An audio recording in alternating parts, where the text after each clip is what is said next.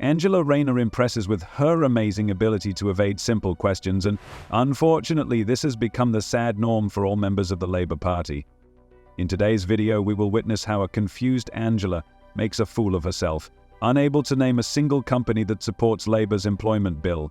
This sight really causes pain and bewilderment. Now, Reform UK MP Lee Anderson has lashed out at the Met Police after a man who made direct death threats against him on X only received a caution.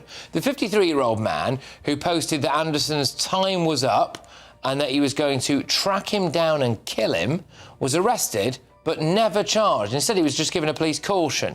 So, writing to the Reform UK MP to explain the decision, Detective Sergeant David Cryan said, "I have no reason to think the threat was real or viable as a threat to kill.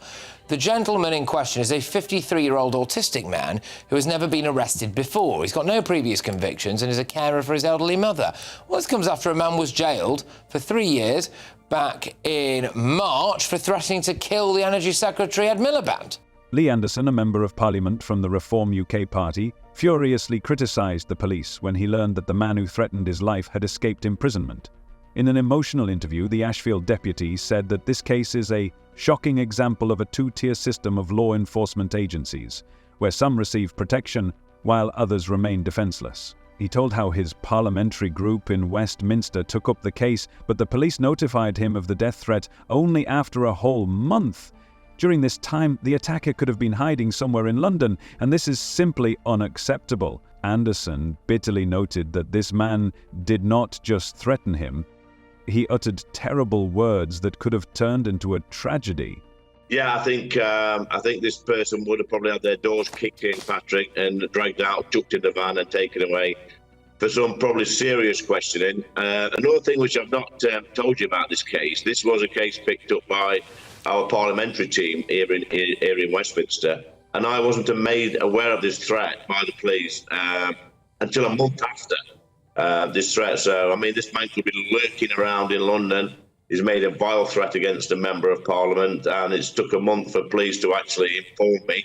You know, we're on red alert, some of us MPs are, Patrick. We're always looking over our shoulder, worried about getting to work, and especially in the city as well with things that go off. And I just don't think it's good enough. I don't think they're taking the safety of certain MPs from certain political persuasions seriously enough. Like you just said, I mean, Ed Miliband. And the police, instead of acting immediately, spent a month trying to inform him about it. Some deputies, gripped by fear, are now constantly looking around, worrying about how to get to work in such an increased threat.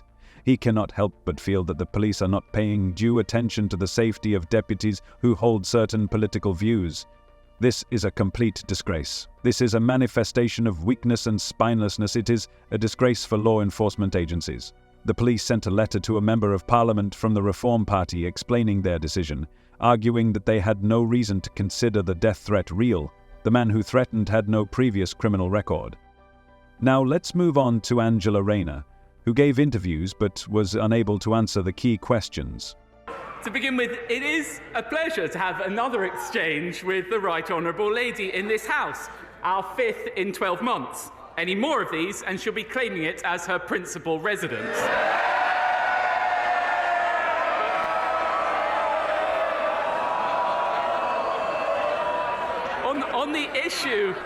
On the issue of no-fault evictions, it may have escaped the Right Honourable Lady's attention, but we will be voting on exactly that matter later today. The Conservative government taking action. This woman does not know how to be honest.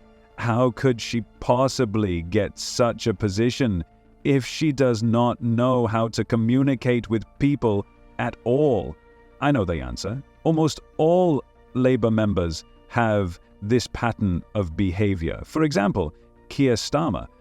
I don't remember him ever answering questions honestly. We spoke to many businesses. They've been working with us to get the Employment Rights Bill forward. Can you name a company, a few of them, that have welcomed these proposals? Well, we've worked with many of the companies. Name a few. I've worked with so many of them on this. I've had many roundtables, as has the business secretary, and they've very much welcomed the work that we've been doing on making sure that people... You must be able to name a few, because I can name all the companies, the recruitment companies, Hayes, Manpower, Randstad. They've signed the letter.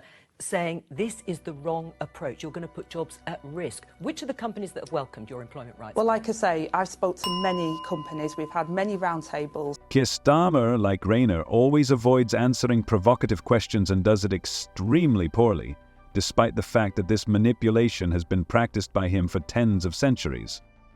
He never learned how to do it beautifully. Acknowledged that there has to be a balance and broadly welcomed it. We've made changes as opposed to, for example, on the probation periods when we listened to what business said. So we have the probation periods as well alongside the balance of rights from day one. Will you get me a list of those companies and then we can call them and say, do you welcome Angela Rayner's proposals? Well, there's been many of the companies that we've worked with, like I say, so many of them. Angela Rayner has become one of the most scandalous figures. Her style of communication with journalists and opponents raises many questions. She often evades direct answers to the questions asked, which generates criticism and discontent from both political opponents and the public. One of the reasons Rayner may avoid specific answers is her desire to maintain political flexibility. In a rapidly changing political environment, where every word can be used against her, avoiding direct answers allows her not to get attached to a certain position. In addition, evading answers may be a strategy aimed at avoiding compromise. Politicians often face questions that can embarrass them or provoke a negative reaction. Rayner may prefer not to give unambiguous answers so as not to create grounds for criticism or discontent. But nevertheless, because of this, there is even more criticism. Well, it's been reported that you've received several £1,000s worth of expensive clothes and a posh trip to New York in a multi-million-dollar penthouse. Can this be justified, Deputy Prime Minister? Right, we got that. You know what? Do you know what, Mark? We started off nice, didn't we? We started off, we did a softball. I like the softballs. And now you're coming in hard. You are coming in. I don't know if I'm at GB News or the P. Diddy Speak Off. I don't know what's going on. But I will say this, you know what? We have answered all of the questions and we've been upfront and honest. And, you know, I don't understand why everybody has to keep going there. Everybody, that instead of asking us about policy and positive stuff that us Labourers have done, you're going in straight away with scandal. I've had enough. Evasion of answers is often perceived as uncertainty or lack of a clear position. This undermines the trust of voters and creates the impression that the politician is not ready for an open discussion. At a time when transparency and honesty are becoming increasingly important to voters, such behavior is a negative impact on Rayner's reputation. In other shocking news, it has become known that a British man has been arrested in Thailand on a gruesome charge against a 6-year-old girl. This crime was made possible thanks to the tireless work of the British authorities. A 30-year-old man from Leeds, West Yorkshire, was detained at his home on the Pattaya Coast Resort on Tuesday morning. The arrest was the result of a thorough investigation by the National Crime Agency in London, which was able to identify Lawrence based on shocking video evidence pointing to his alleged child abuse. Police conducted a risky operation at the suspect's rented apartment in the private Paradise area, where he lived with his Thai girlfriend. The NCA investigation began after horrific materials were found on Lawrence's phone. British investigations worked closely with the Thai department to find this dangerous criminal. Thai authorities analyzed the video evidence and compared it with data from various locations in Thailand, and also used social media to track him down. As a result of this terrible investigation, an arrest warrant was issued. What do you think about it? Share your thoughts in the comments. See you.